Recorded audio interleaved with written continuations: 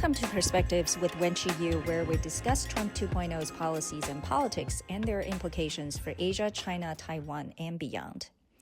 Amid the unraveling U.S.-China trade war, how might the two countries return to the negotiation table? While headlines often focus on government-level talks, businesses from both economic giants have decades of negotiation experience.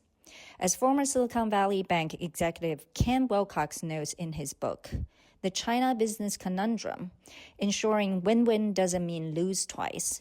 Navigating these discussions is rarely straightforward.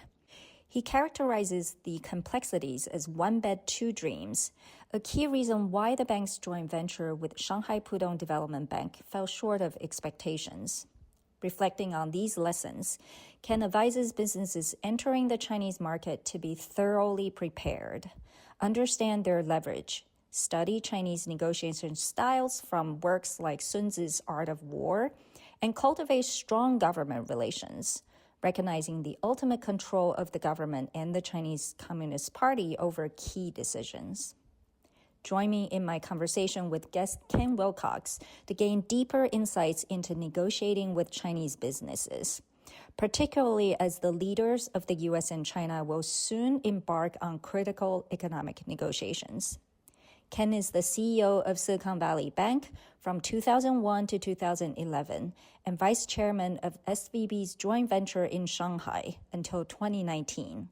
He's a former member of the board of directors of the Federal Reserve Bank of San Francisco. Welcome, Ken. Well, thank you so much for joining us. We're very curious about your career, which was primarily based in Silicon Valley in banking, but a special opportunity was offered to you to set up a joint venture in China for Silicon Valley Bank. How did that come about? Well, I joined Silicon Valley Bank in 1990. There were fewer than 100 people there. The bank had been founded in 1983. Approximately 2000, the board asked me if I would become the then CEO's successor because he was planning to leave at the year 2000. In 2001, I became the CEO.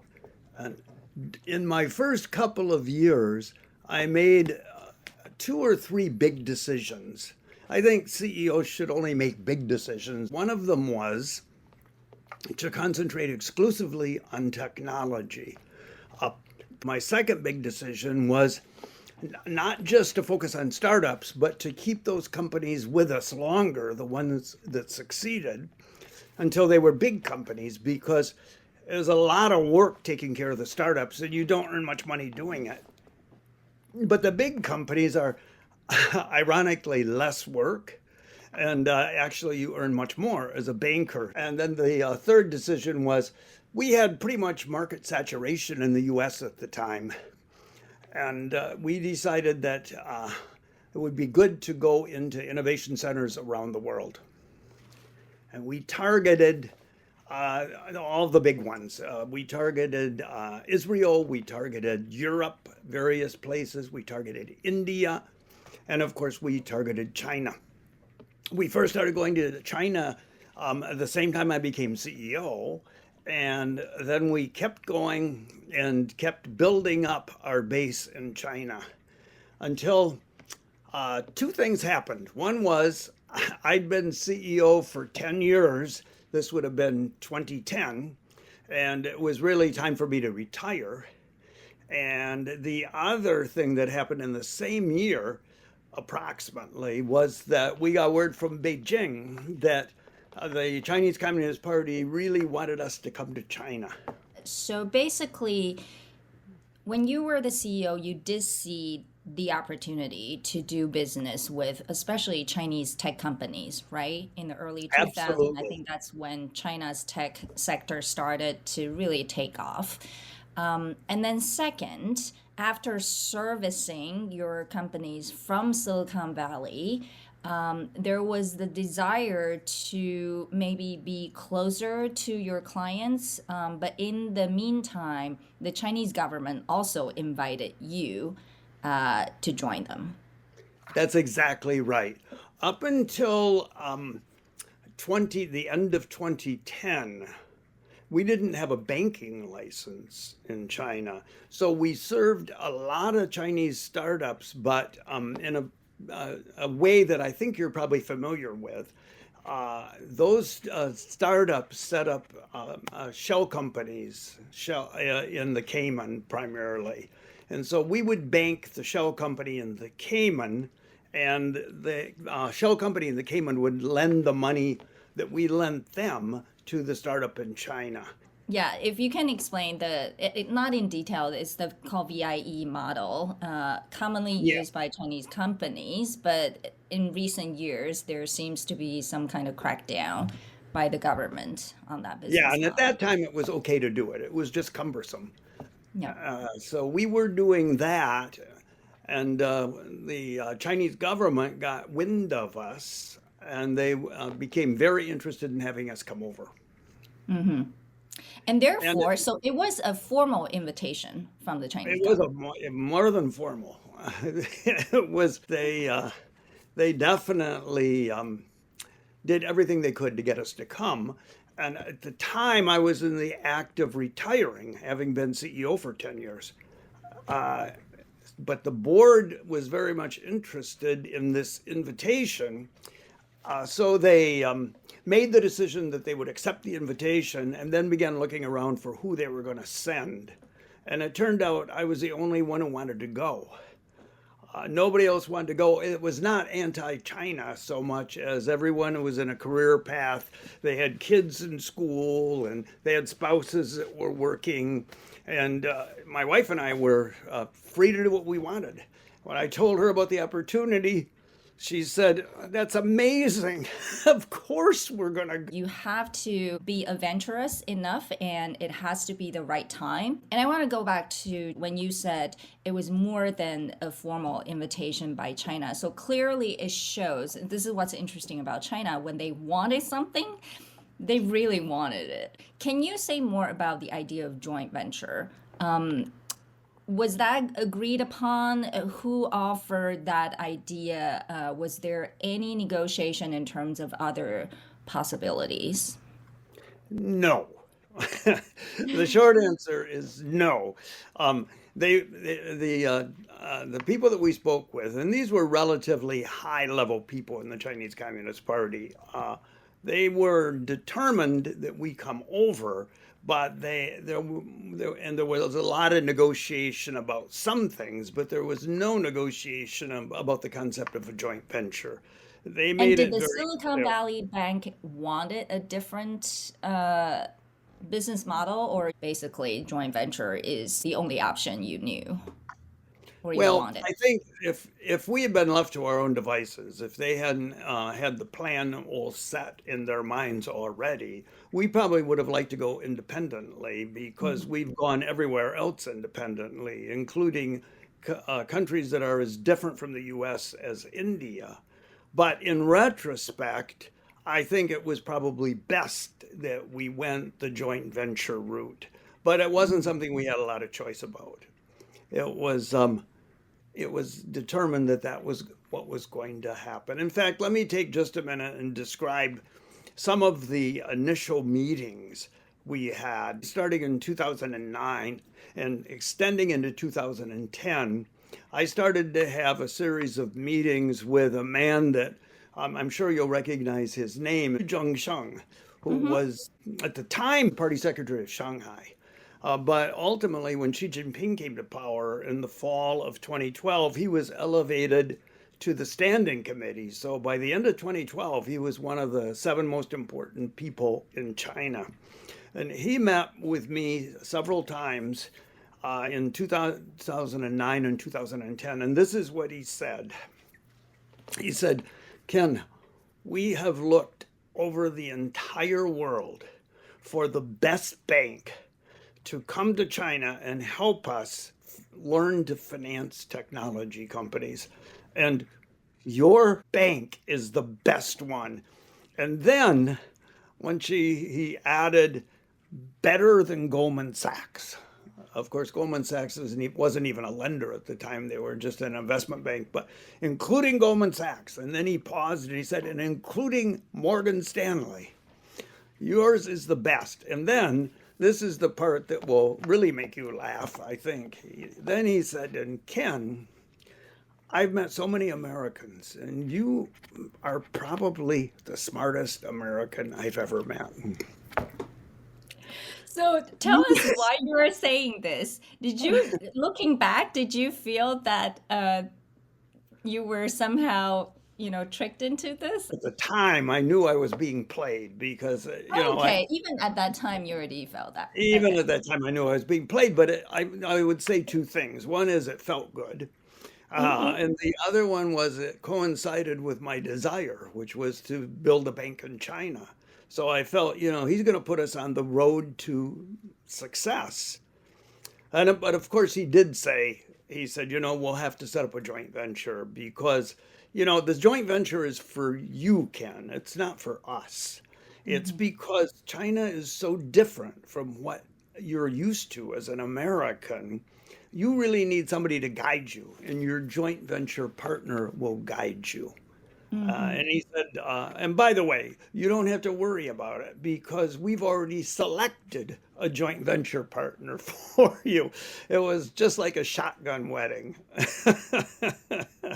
And okay, with all that, right? How did you or the bank feel at that time? Were you more cautious because of all the generous offers? Or were you more like, oh, that's great, less trouble for us, and we're just gonna go to China and set up the bank? More the latter. I would fault us as much as I would fault the Chinese Communist Party for the ultimate failure of the bank. Mm. And actually, it didn't fail so much in China. It just didn't do as well as we had hoped it was going to do. But I think both sides were at fault. And on our side, we contributed to the problem in a number of different ways. One was we were extremely naive. Um, I'd been to China at least 20 times for a week or two at a time by the time I had this conversation with Yu Zhengsheng. But visiting China and living in China are two different things. Completely different.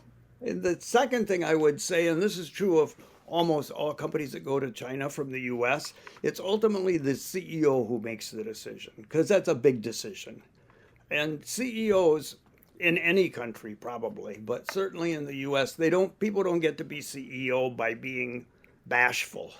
And so most CEOs have at least a certain amount of confidence. And every CEO from America that I met who went to China went with the belief that he or she would crack the code. They all say to themselves, it's difficult. I know it's difficult. It's mysterious. It's opaque. It's hard to understand, but I'm going to crack the code. And then, of course, the Chinese Communist Party does its best to at least initially give you the feeling that you are a genius and you surely will be successful. So, yeah, I think, and I don't think we prepare ourselves well enough. We don't read enough. We don't talk to enough people. And then we go over and we learn it all on our own. I think you're too harsh on yourself. I think looking at that period of time when so many foreign companies are curious about the Chinese market, because, let's be honest, it is so attractive as the largest market in the world, and it does have that allure, and then so many people are going in. So, why would you, as a rational business and with the ambition, not want to go to China? And I think, maybe looking back, you can say being naive, but it's probably just not understanding China as a culture, as a people, as a society, as the way they do business well enough, which, we can discuss later, sort of your own personal discoveries. You're very generous, but I also think that most Americans, including myself, and this is something humans do, not just Americans, normal Hmm. people, People have mental models, is what I call them. In other words, it's a set way of understanding what happens around you. And when you go to a strange place, you take those mental models with you and you interpret what you see and what you experience based on the model in the back of your mind. Now, if you're an American and you're going to Germany or even France, those mental models will work most of the time. But if you're going to China, those mental models are going to definitely lead to misunderstandings. And what you've got to do is take your mental models out of your head, put them on the shelf, and just be blank slate and open-minded. And I give you one example that I think will make this very clear. Here in the U.S., all of us in business think of government as over here, and business is over here, and political party has nothing to do with any of it. But when you get to China, you quickly begin to understand it, particularly in my case, because I was dealing with a bank. My conversation partner was the head of Shanghai Pudong Development Bank. He was a member of the municipal government of Shanghai. He was obviously a member of the Chinese Communist Party, and he was the head of a bank. And at the beginning, I used to wonder, gee, when I'm talking with Mr. Fu, I wonder if he's looking at things as a banker or as a member of the Chinese Communist Party or as a member of government. And it took me quite a while before I realized that question was irrelevant. He didn't even realize that there were three ways of looking at things. From his point of view, it was all the same thing. And that is hard for Americans to grasp, at least at first. I mean, I think that's a really good point. I want the readers and audience to actually read your book to understand some of the fascinating stories. But if you can summarize some of the biggest lessons you learned along the way, and I'm going to list a few in my own words, leverage and the face and guanxi, and Chinese basically, as you describe it, just want the transfer of knowledge. And then ultimately the CCP's role. Yeah, let me start with one that you didn't include, but you could have, and that is the original title for my book was changed by the publisher. But the original title for the book was based on a Chinese phrase that most Chinese are familiar with. Translated, it's one bed, two dreams. And one bed. 同床异梦. Yeah, for Yes, those who exactly. understand, 同床异梦. Yes. And that actually explains why so many marriages don't work. And it also explains why almost no joint ventures work. Because people enter into these relationships with a different set of goals. And I think the biggest thing that I learned, and it took a while before I figured it out, is that when the Chinese Communist Party coaxed us into this joint venture, their goal was totally different from mine. My goal was to build a bank that would make money, and I also took pride in helping a technology ecosystem develop. And their goal was almost none of the things that I just described. Their goal was to find out how we did what we did, because it was obvious that we were one of the few banks, if not the only bank in the whole world, that did what we did. And they wanted to borrow that knowledge. That was what they were after. As a matter of fact, I'll take it one step further. They actually entertained the notion, or let me just say, they thought that we had an algorithm that enabled us to distinguish between startups that would be successful and startups that wouldn't be successful. About a year after I got there, maybe a little less, my conversation partner at the Shanghai Pudong Development Bank came to me one day, and he was usually quite friendly, but on this particular occasion, he was obviously upset. And he said, Ken, I'm very disappointed in you. You have not been honest with me. And I said, "You're kidding. What have I done?" And he said, "You haven't told us about the algorithm." And I said, "What algorithm?" And he says, "You obviously have an algorithm that you've developed that enables you to tell the difference between successful startups and ones that won't succeed." And I said, "Mr. Fu, we have no algorithm. It's based on pattern recognition. And it takes our lenders at 5 to 10 years to see enough companies, but they've always given their apprentices for the first 5 to 10 years. They have to go with people who have a lot of experience out to visit these companies. And in 5 to 10 years, hopefully they develop enough experience that they can sense a difference." And he was very disappointed in me. So in a sense, they entered into this because they wanted our algorithm. And we entered into it for a totally different reason. And that was probably the biggest lesson.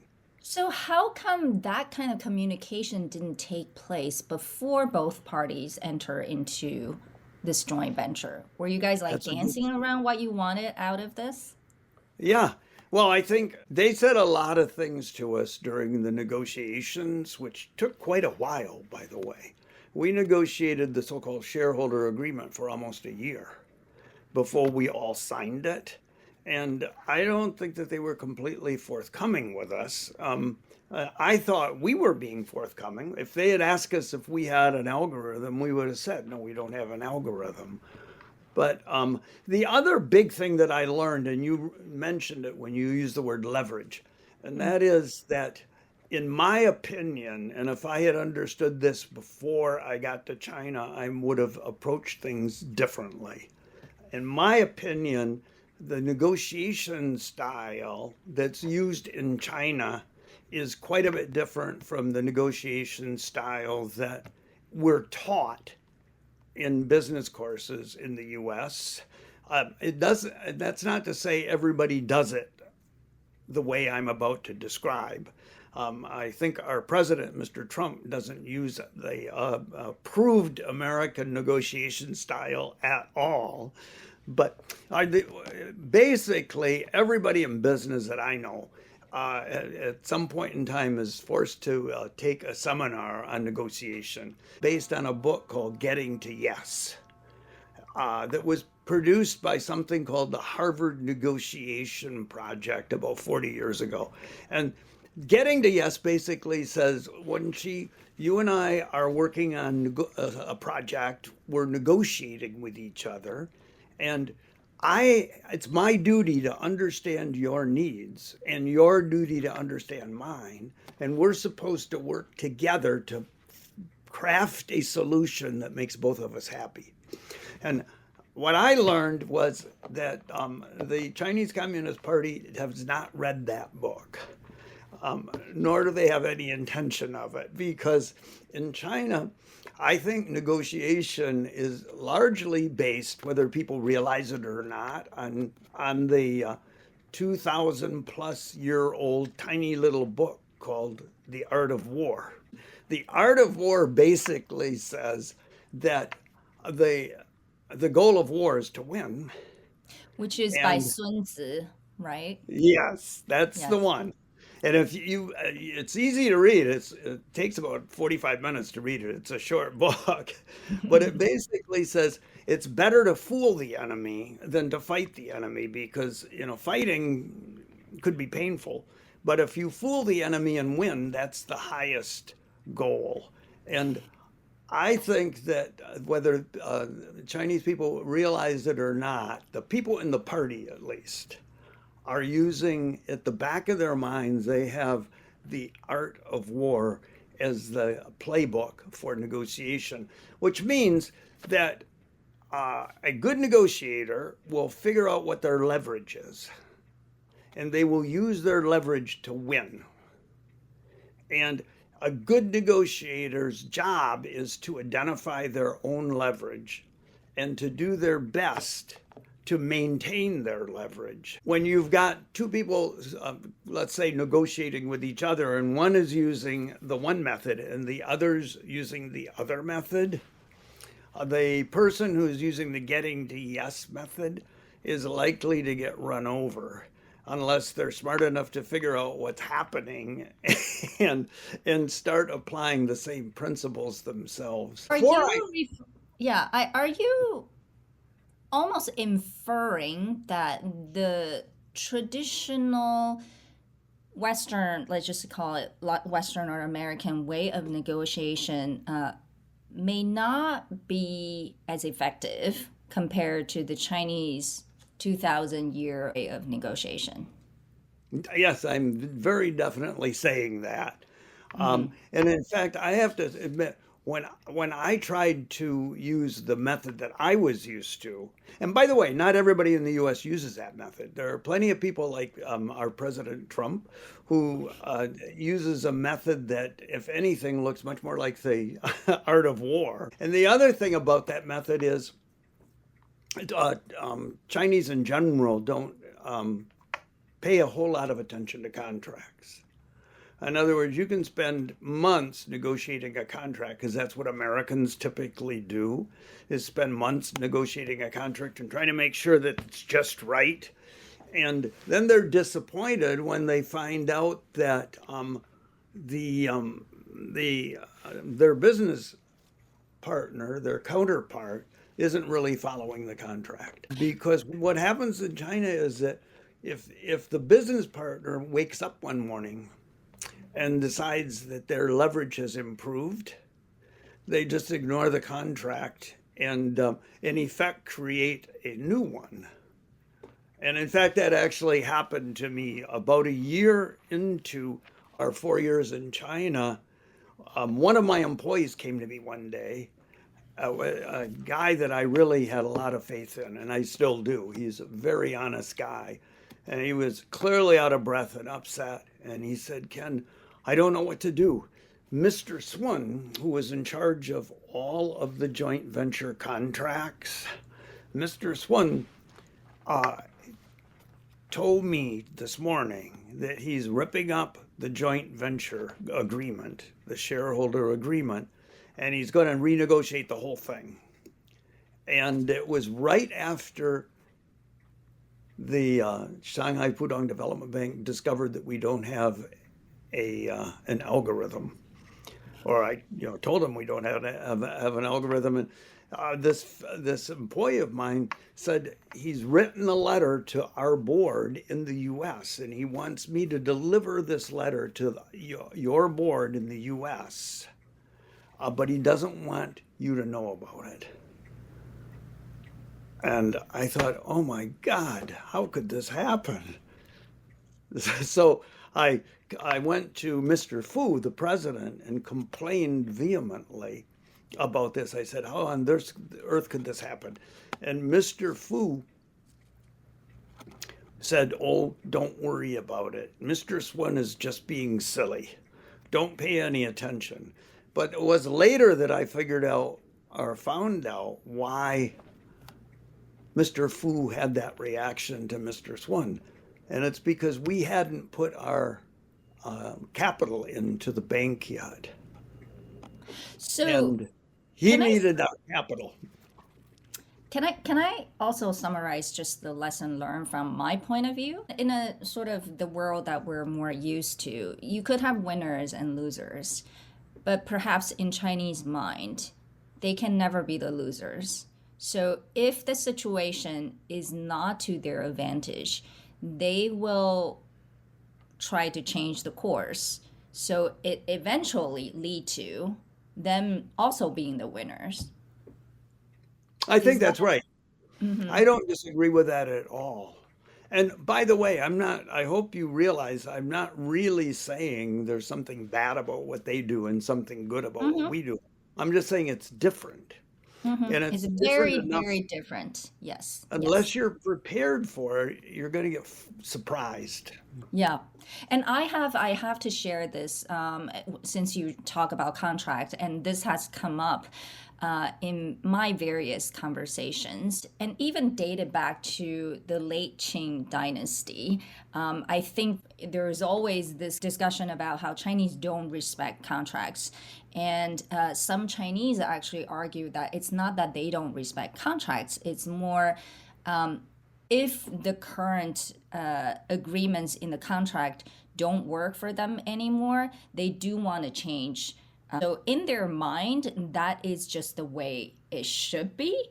But I think from the Western point of view, it is like, well, then you're not following the contract rules, right? So I thought that's fascinating because they don't think there's anything wrong with that. But of course, from our point of view, it's like you're violating the rules and the contracts, the agreements.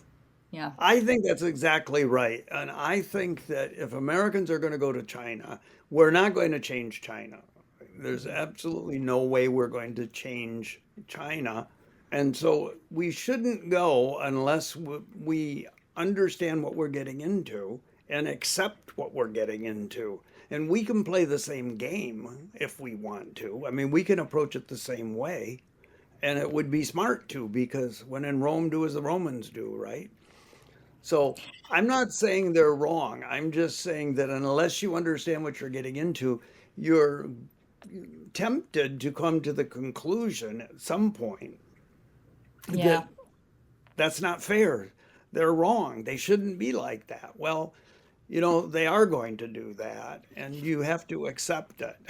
And if you don't I want to think that's the work biggest that way, lesson learned, probably. yeah, you just have to, you shouldn't go if you're, and that's why more preparation would have been possible, because Yeah. there there are actually ways of finding these things out in advance if you try hard enough. Well, I do want to also focus on Chinese interest in knowledge transfer. Yeah, I think that you have to accept the fact that their motivation in entering into this relationship is to bring knowledge, or at least it was. We're reaching the point now in the evolution of our respective countries where there's not that much that they can learn from us anymore. In fact, in some instances, there are things we should be trying to learn from them.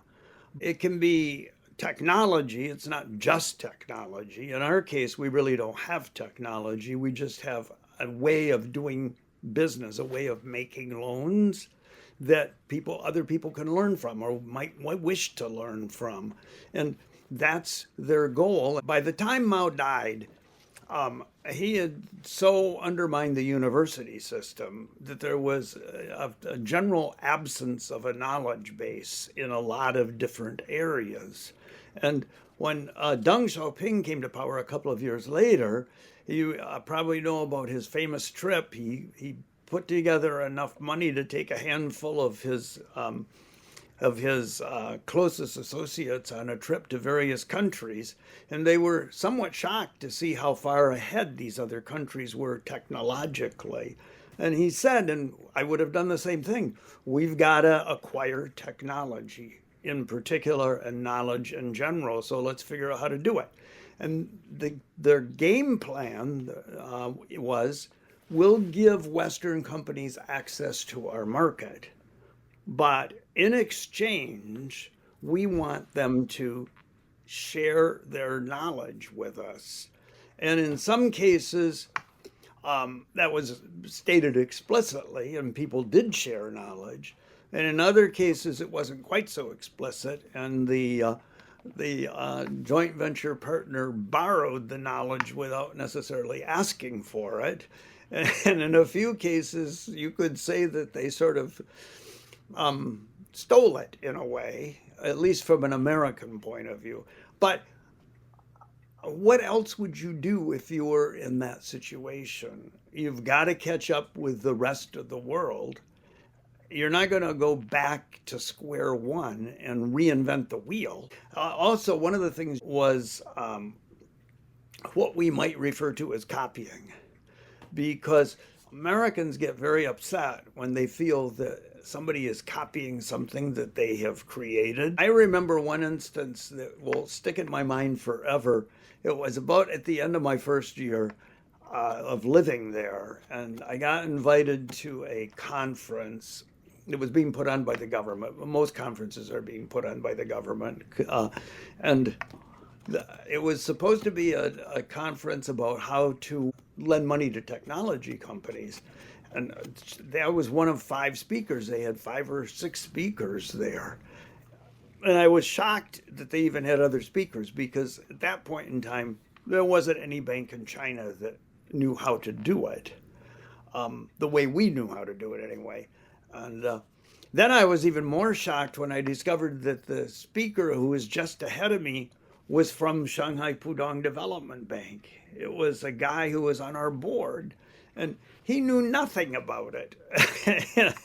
And I was really shocked when he took the podium and started working through his slide deck, because they were my slides that from an earlier presentation. And I thought, this is so strange. That guy's stolen my slides. Then he sat down next to me when he was done. It was going to be my turn in about 2 minutes, and he, big smile on his face, he jabbed me in the rib to get my attention. With a big grin, he said, "How did I do?" And it was obvious he wanted my approval. So I said, "You did great." And then later I learned that a lot of times copying, if you want to interpret it properly, it's a sign of admiration. I thought that story was so excellent because it literally underlies so much of the problems and issues between US and China, and perhaps just, how international community does business with China.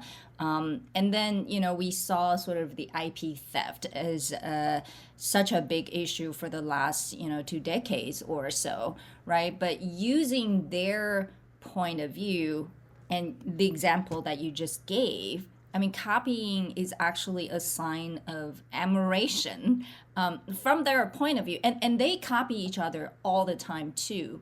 Oh, yeah. If you look, right? If you Yeah, look at I how do. their businesses are developed, I mean, literally, if there's something new, everyone else, the next week we see 10 businesses sort of copying that model, and then more and more.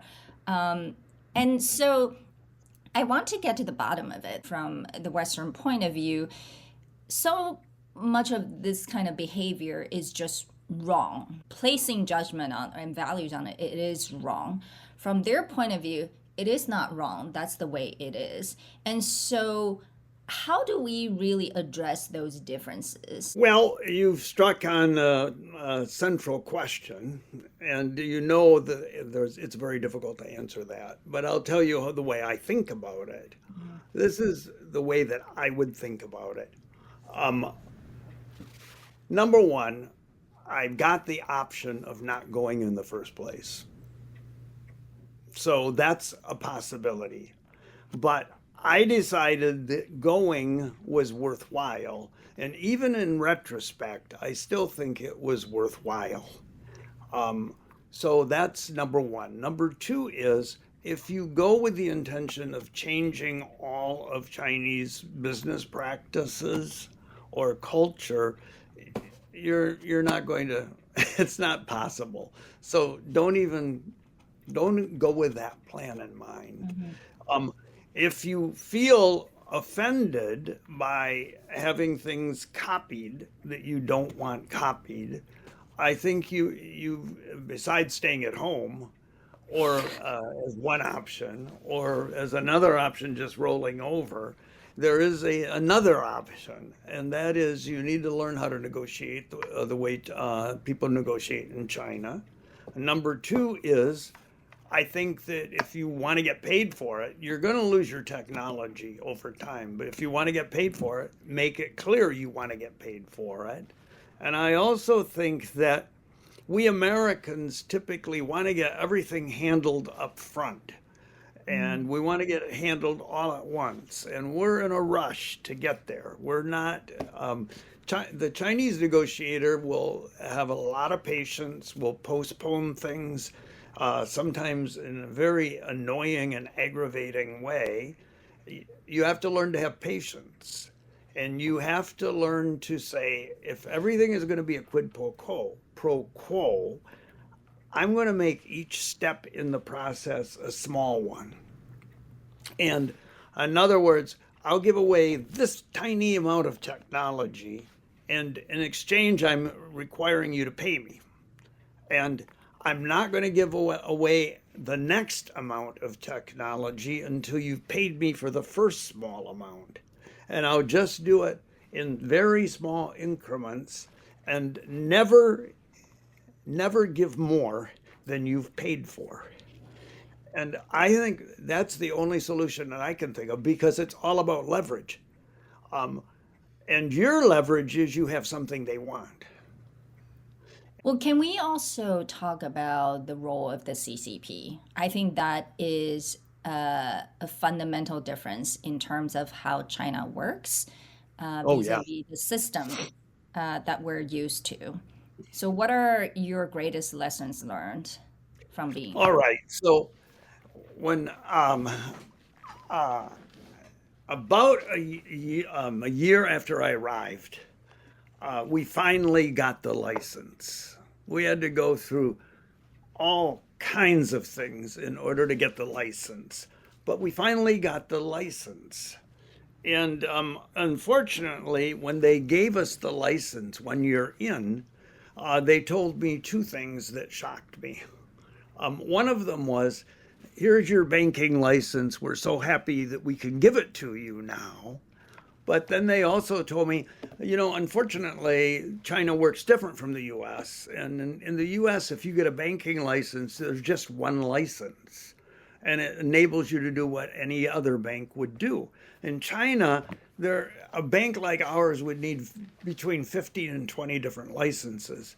And we only got the license that says we can call ourselves a bank. We didn't get the license that enables us to take a deposit or make a loan or exchange money or 15 other things, because they're giving it to you in small steps. And then the other thing was, they told us they were so sorry. We wish this weren't the case. But unfortunately, there's been a rule around for 40 years now that any brand new bank with any foreign ownership cannot use Chinese currency for the first 3 years. And of course, that meant we couldn't do business for the first 3 years. And that just totally shocked me.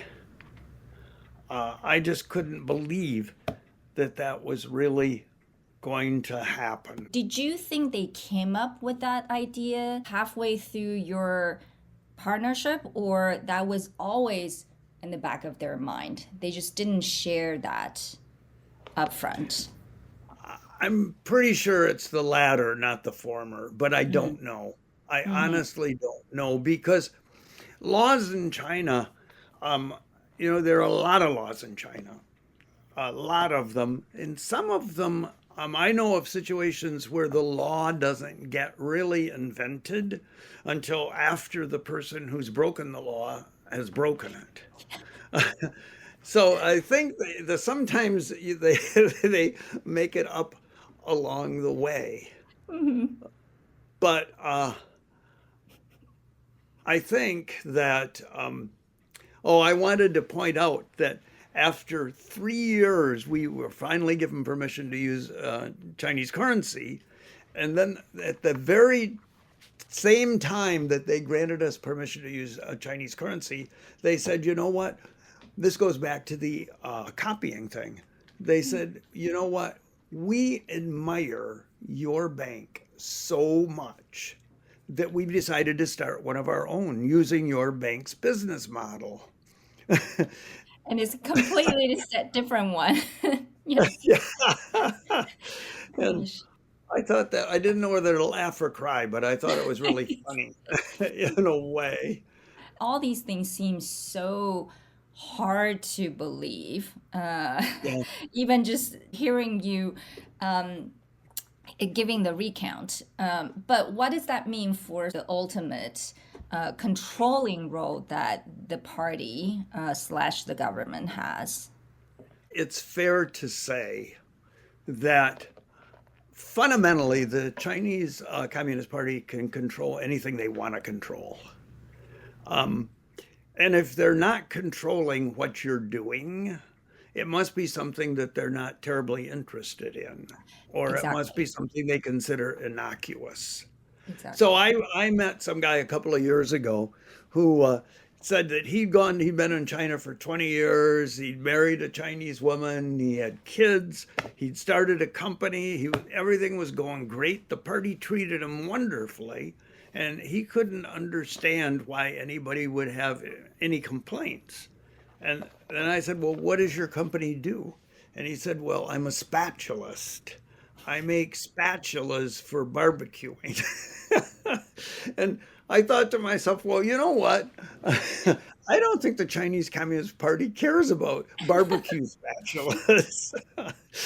And, but if you're doing something that that the Chinese Communist Party considers strategically important for China, Yes. they are capable of controlling it to the extent that they want to. Finance and technology for sure. And when I found out that I wasn't going to be able to use Chinese currency for 3 years, I had actually spent 7 years on the San Francisco Fed board. We have 12 Fed boards, 13 if you include the big one in Washington. And I'd spent 7 years on that Fed board, and I knew a lot of people at the Fed. So I immediately got in a plane. I came back to the U.S. I went to the people at the Fed, and I said, last year you gave 3 different Chinese banks a banking charter in the U.S., and you let them use American currency. And look what happened to me. And you know what the Fed said? They said, well, you know what? We didn't tell you had to go to China. Our job isn't protecting you. Our job is making sure that the system is safe and sound. And we can't play favorites, or we can't discriminate against foreign banks. And I was so annoyed with them. But if your business is in a category that's strategically important to China, the Chinese Communist Party is going to be influencing the course of events. Every step of the way. Yeah. I mean, Yeah. I've had personal experience as well, just witnessing what Goldman went through. And you probably have heard about a lot of stories as well. So, Ken, we've talked a lot about why the JV did not work between SVB and Shanghai Pudong Development Bank. Let's discuss what went wrong. First, how much was, I would say, American naivety? Sure. I believe there are fundamentally 3 buckets of factors that we could take all the factors that contributed to its relative lack of success. Maybe there's actually 4 categories. So, for example, let's start with American naivete.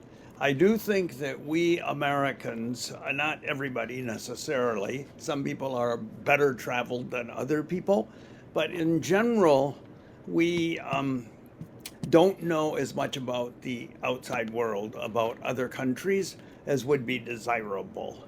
And it's largely because we don't spend a lot of time studying other countries in school, and we don't learn other languages to any great extent. We travel to other places, but we travel often as tourists that have, one day in this city and one day in this city and one day in the next city. And so we don't really know that much about the country behind the city. And that's one area. A And one second, thing that's been I wouldn't, it's not a problem, but it's just a fact for decades. And I kind of attribute to America has been the most powerful country in the world for so long, and there's no necessity for people to learn so much about the rest of the world because you can be totally fine just learning about your system since it's the best. that's totally true, and I think it's exacerbated by the fact that the other countries are pretty far away from us. Meaning, if you're in Europe, you can be in 5 countries in 2 days if you wish, because they're all bunched up together.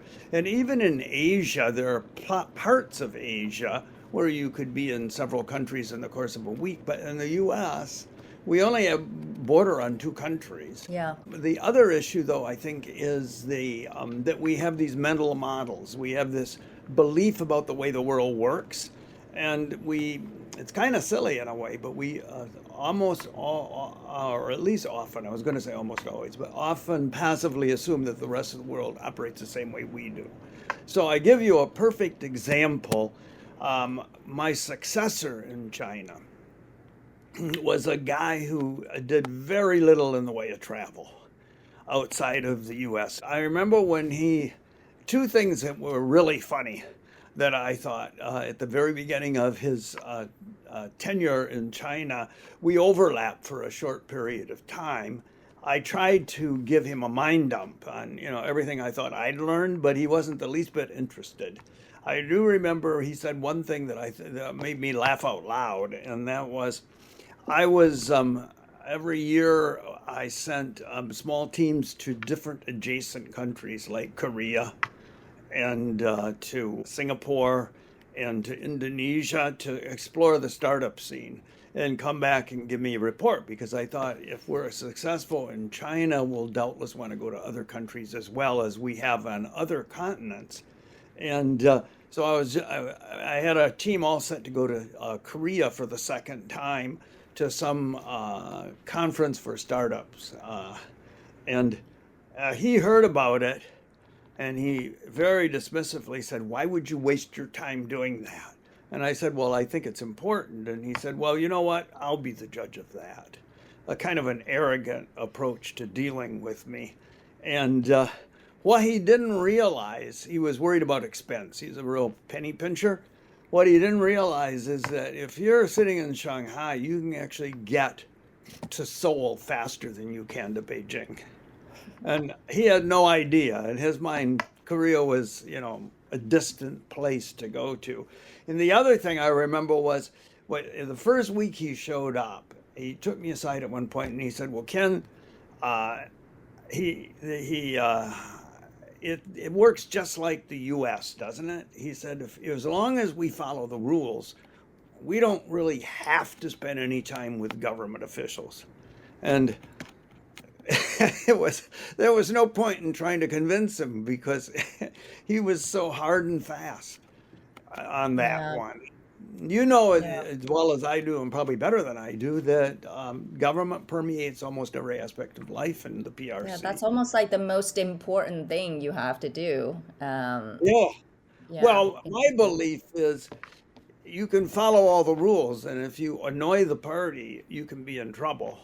And if you develop good relationships with some individuals in government and in the party, that you can afford to break some rules, as long as you don't do it in an egregious way and you act appropriately, apologetic afterwards. All they rules do is are designed. Yeah, as we discussed, rules are actually designed based on what the party wants. Right. Yeah. And they're flexible. They're depending. They can be flexible. So that's a second category, I would say. Or maybe it's the same as the first one. But another category would be, and here I want to make what I consider to be a strong point. I do believe there is a considerable difference between dealing with the 93% that are not in the party and dealing with the 7% that are in the party. And here's what I mean by that. The 93%, it's in order to deal effectively with the 93%, it is very useful to know something about Chinese history, Chinese culture, what holidays Chinese people celebrate, how people think about the family, about children, about ancestors. Party is different. I am less optimistic about developing a relationship with the party because, first of all, the party has a game plan that its first priority is to stay in power.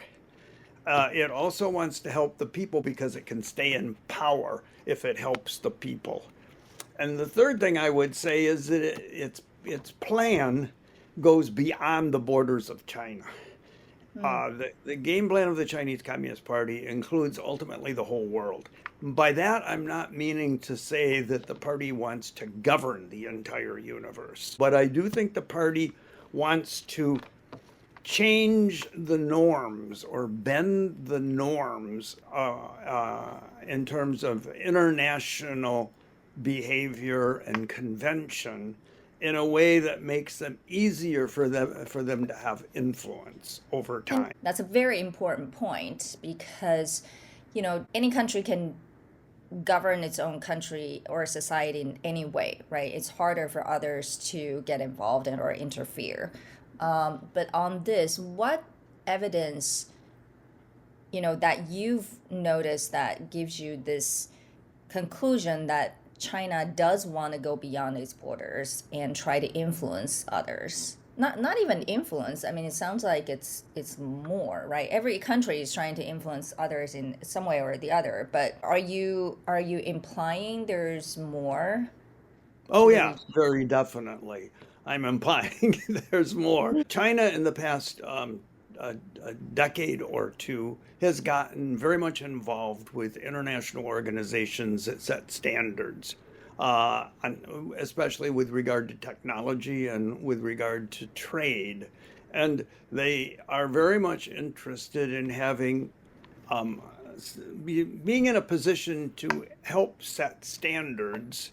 And so that would be one set of things. Another set of things is the Belt and Road. It's partially to keep their excess capacity employed, but it's partially to develop as much as they object to the U.S. tendency to form alliances with groups like the Quad and other groups.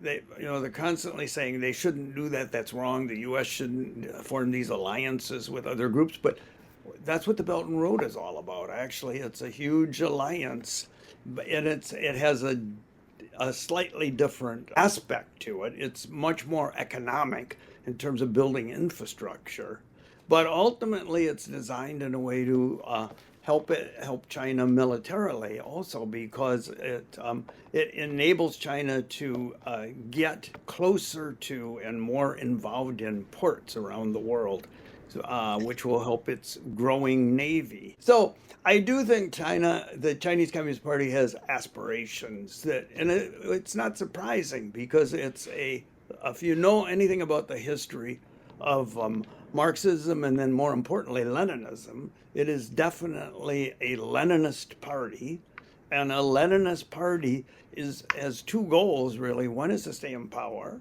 and the second one is to have influence over the world in order to make it safe for it to continue. So it sounds like it is based on your conversations and your experience living there while reading and probably dealing with others, that you have drawn this conclusion more than sort of reading from the newspapers, right? I guess that's what I'm trying to. Yeah. Not newspapers. It's more of the works of people who are in think tanks and study China, and also a lot of history.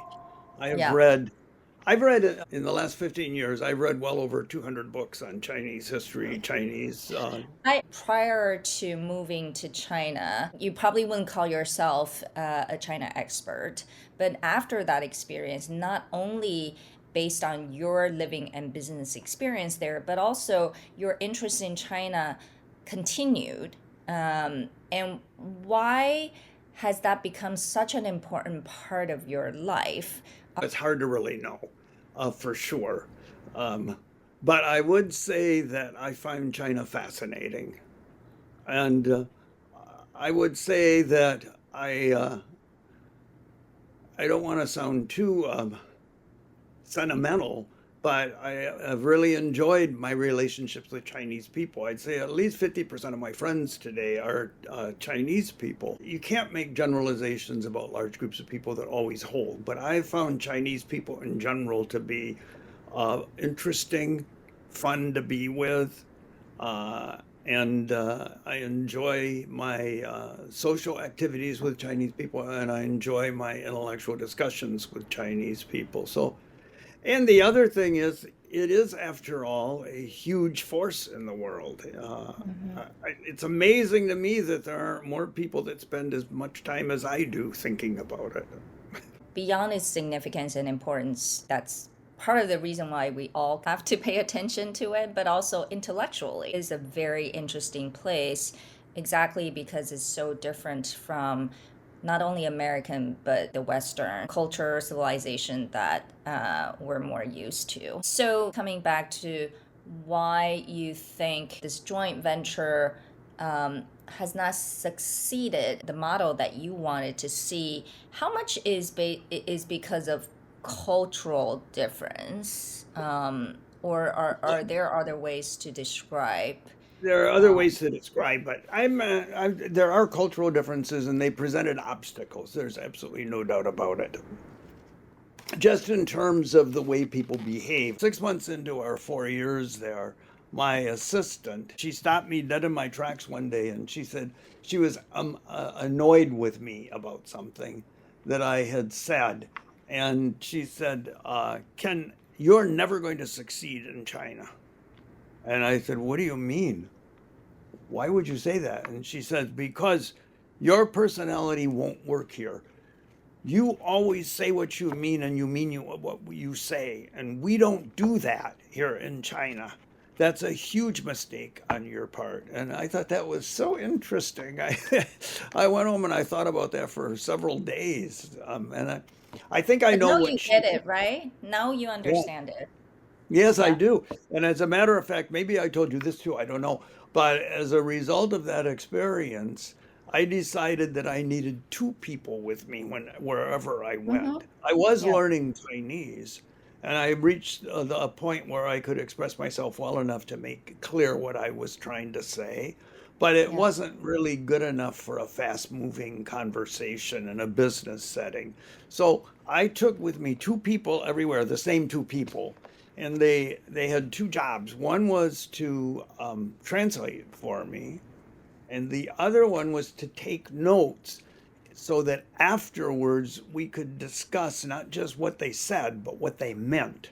Yeah. And because a lot of times I misinterpreted, I could understand what they were saying linguistically, but I didn't know what their intention was. As you know, I grew up in Taiwan, so that is definitely beyond a language issue. And I had a difficult time understanding what is the message behind what they're saying. It became so challenging for me that I felt like I was losing my orientation for the first 6 months living there. Because, and I was later taught that Chinese don't speak directly about what they really mean. So it's very whiny, and you just have to think deeper and try Yeah, to understand what they're trying to say. I think that's definitely the case. So that played a big role. But the other thing that I would underscore here is that if I had understood the way China operates economically and in terms of regulations, I may have made the decision not to go in the first place because the Chinese banking system and the capital markets in China function in a way that makes a bank like ours almost impossible. And I know that sounds mysterious, but I'll give you one proof point on that. You know, when I started in banking 40 years ago in the US, there were 18,000 banks. Today, there are about 5,000. So, where did 13,000 banks go? Well, some of them got acquired because banks get acquired by big banks. But many of them failed because when banks get themselves into too much trouble, they make too many bad loans. The Federal Reserve or the controller of the currency or the FDIC takes them over and chops them up and sells off the parts. And that's just the way the US banking system works. That's been good for our bank because we're the only bank in the country that focused exclusively on working with technology companies. And technology startups are, from the point of view of the regulators, terrible customers. And but we figured out a way to do it that worked for us. So we made money and we didn't lose too much. But thank God they had this negative attitude because it kept all the competitors out of our neck of the woods. In China, there's not that issue. Since the banking system was reestablished after Mao's death, the number of banks have grown. It hasn't shrunk, and there almost has never been a case of a bank being taken over by regulators and dismantled, because that's not the way the Chinese banking system works. And so, unlike the US, where nobody was wanting to copy us because they thought it was too dangerous, in China, everybody was trying to copy us. And they seemed to be like drunken sailors, like they would make loans that were ridiculous.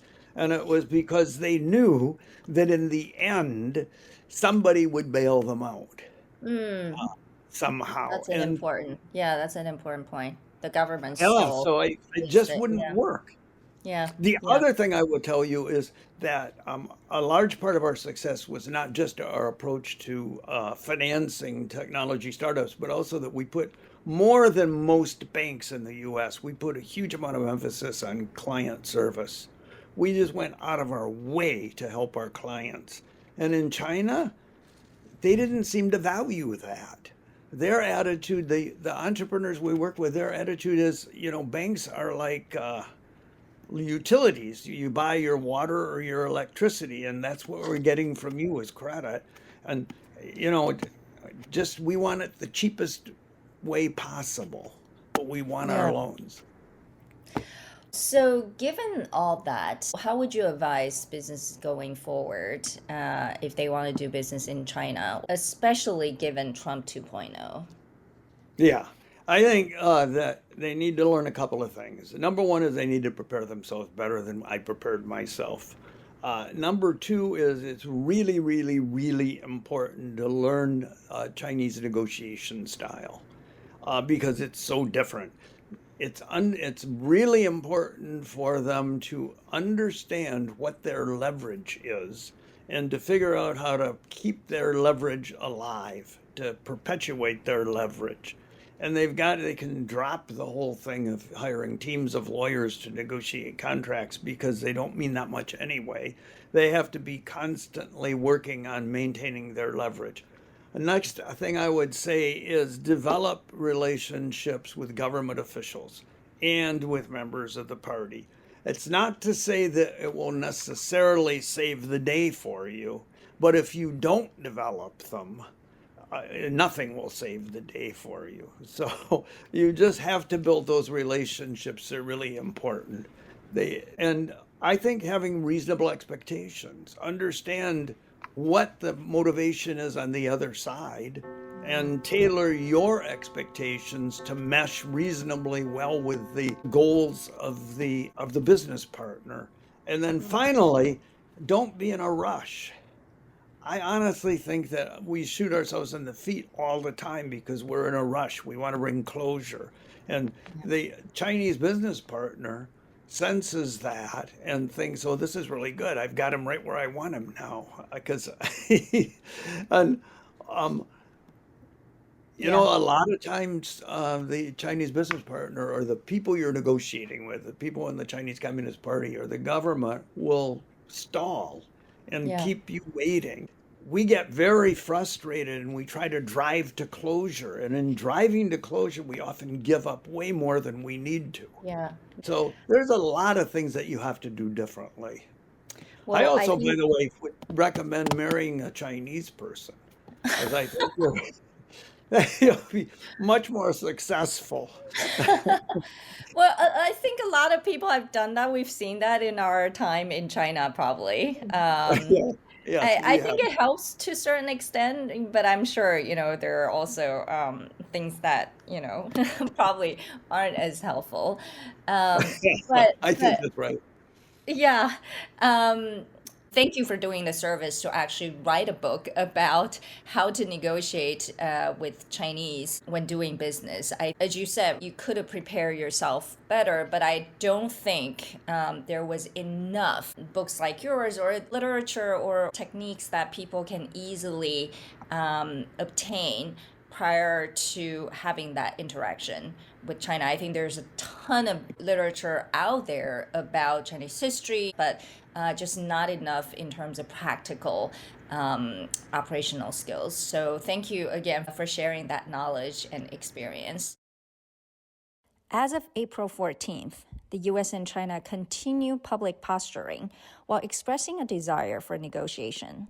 Despite the market volatility caused by existing tariffs, the situation is likely to get worse before it gets better.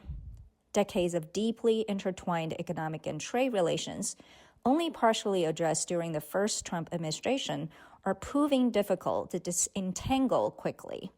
This time, China is much better prepared and has activated its national propaganda apparatus, signaling a firm stance to fight to the end. Both economies are experiencing strain due to the realization of over-reliance on the other. Before any negotiations begin, Ken Wilcox's book, The China Business Conundrum, Ensuring Win-Win Doesn't Mean Lose Twice, offering first-hand accounts of establishing a joint venture bank in Shanghai, is a must-read. This is Perspectives with Wenchi Yu, where we analyze the policies and political strategies of Trump 2.0 and their implications for Asia, China, Taiwan, and beyond. Thank you for watching and listening. We value your feedback. Please subscribe to our YouTube channel and podcast. See you next week.